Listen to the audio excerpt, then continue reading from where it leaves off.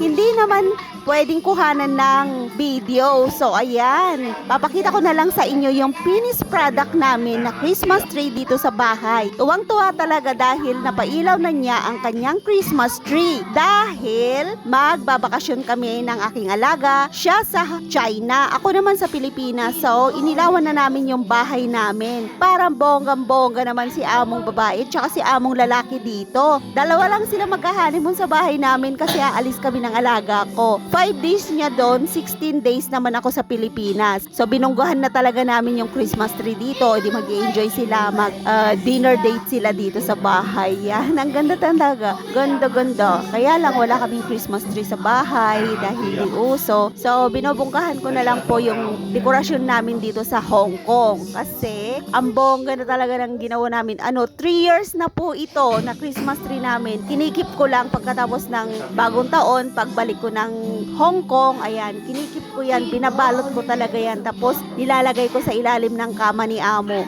Binonggahan na namin yung dekorasyon. Sana bongga rin yung pocket money ko pag uwi ko. Sana, wish ko lang.